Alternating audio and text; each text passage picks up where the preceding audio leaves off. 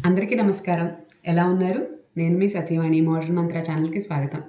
చాలా రోజుల తర్వాత ఇవాళ నేను కనపడుతూ వీడియో చేస్తున్నాను కదా! చిన్న చిన్నవే చేస్తున్నా ఈ మధ్య. ఇది ఏ సందర్భంగా అంటే నా ఆనందాన్ని పంచుకునే సందర్భంగా చాలా సంతోషంగా ఉంది. చాలా ఆనందంగా ఉంది. ప్రతి భారతీయుడు రాముడిని నమ్మి భక్తితో ఉండే ప్రతి ఒక్కళ్ళకి ఒక రోమాలు నిక్కపొడుచుకునే గూస్ బంప్స్ మూమెంట్ ఇది. రేపొద్దున మనందరం విట్నెస్ చేయబోతున్నాము. మన కళ్ళతో మనం చూడబోతున్నాము. శ్రీరాముడి పట్టాభిషేకాన్ని మనం చూసి ఉండకపోవచ్చు. మనం ఎలా పుట్టామో, ఎలా ఉన్నామో, అసలు పుట్టామో లేదో, మనం ఇంకొక యూనివర్స్‌లో ఉన్నామో అదంతా మనకు తెలీదు కదా! రామ పట్టాభిషేకాన్ని అయితే మనం చూసలేము. కనీసం ఇప్పుడు మన రాముడు తిరిగి ఆయన స్థానానికి చేరే ఘట్టం అదంతా చూడబోతున్నాం. ఎన్నో జన్మల పుణ్యం చేసుకుంటేనే ఇది మనం చూడగలుగుతున్నామని నేను భావిస్తున్నాను. ఇలాంటి అవకాశం మనకిచ్చిన ఎందరో పెద్దలకి, ఎందరో పూర్వీకులకి, ఎందరో ఆహ్, ప్రాణాలని, సమయాన్ని త్యాగం చేసిన ప్రతి వారికి నమస్కారం అండి. మనల్ని గెలిపించిన లాయర్ల దగ్గర నుంచి ప్రతి ఒక్కరికి మోడీ గారు ప్రతి ఒక్క ఇందులో పాలు పంచుకున్న ప్రతి ఒక్కరికి చిన్న ఒక ఇటుకను పంపించిన వాళ్ళ దగ్గర నుంచి 3,000 కోట్ల రూపాయలు విరాళంగా మన గుడికి ఇస్తున్న ప్రతి ఒక్కరికి ధన్యవాదాలు. ప్రతి ఒక్కరము అదృష్టవంతులమే అని నేను చాలా గర్వంగా ఫీల్ అవుతున్నాను. ఇంకా మాట్లాడాలంటే కళ్ళ నుంచి నీళ్ళు వచ్చేస్తాయేమో అనే ఒక మూమెంట్ ఇది. నాకే కాదు చాలామందికి. ఇందులో విచిత్రం కూడా ఏమీ లేదు. ఎందుకంటే మన రాముడు పుట్టిన ఊరు. ఆయన ఊరికి ఆయన వస్తున్నారు. అన్నారంటే ఎంత ఆనందం అండి. చాలా సంతోషంగా ఉంటుంది. నాకైతే చాలా తబ్బిబ్బైతే అయిపోతున్నాను.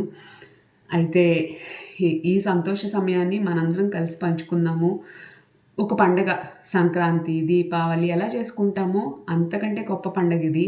నేనైతే మా ఇంటి ముందు పేడకల్లాపేసుకొని పెద్ద పెద్ద ముగ్గులు పెట్టుకున్నాను. గడపకు పసుపు రాసుకున్నాను. మామిడి తోరణాలు కట్టుకున్నాను. రామ పూజకి అన్నీ సిద్ధం చేసుకున్నాను. అందరూ కూడా ఇలాగా మనకున్న దాంట్లో మనకున్నవి అందుబాటులో ఉన్న వాటిలతో ఇలా సిద్ధం చేసుకొని ఖచ్చితంగా రాముడిని రేపంతా తలుచుకుంటూ ఉండాలి. అలాగే అందరం రేపు మనకి లైవ్ వస్తుందంటున్నారు కాబట్టి లైవ్‌లో చూద్దాం. రాముడు అంతమంది మనం మొత్తం దేశమంతా వెళ్ళేలాగా చూడలేదు కాబట్టి ఇప్పుడు మనకి సోషల్ మీడియాలో కానీ, టీవీలో కానీ తప్పకుండా అందరం చూద్దాం.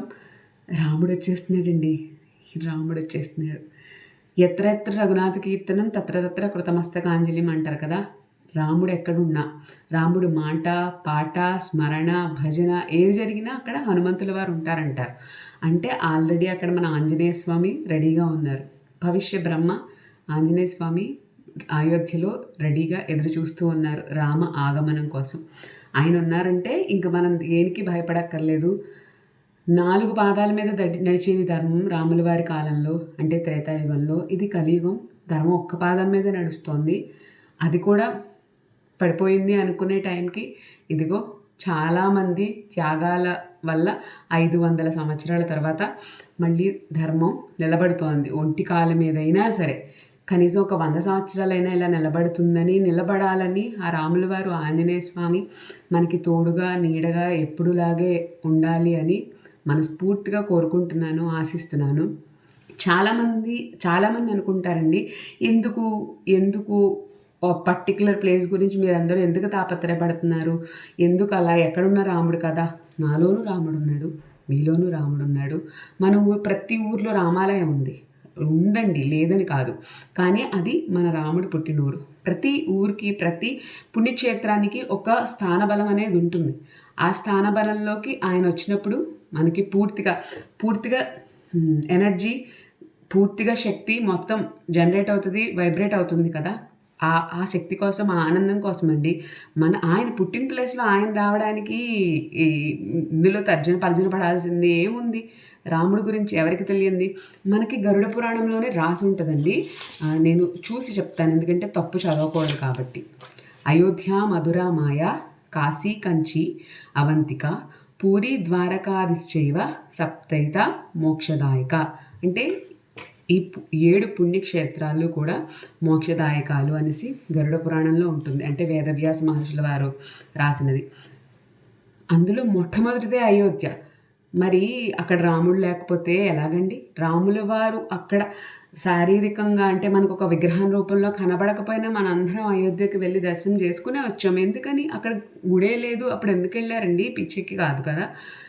అక్కడ ఆయన ఉన్నారు. ఆయన ఉన్నా అంటే ఒక గుడి, ఒక విగ్రహం కనపడినా కనపడకపోయినా ఆయన అక్కడ ఉన్నారని మనం నమ్మాం కాబట్టి మన నమ్మకాన్ని ఇవాళ నిలబెట్టుకోగలుగుతున్నాం. అక్కడ మన రాముడిని ప్రతిష్ఠించుకోబోతున్నాం ఆంజనేయ స్వామితో సహా. అంటుంటే ఎంత ఆనందం అండి. ఈ ఆనందంలో మనందరం కూడా పాలు పంచుకుందాం.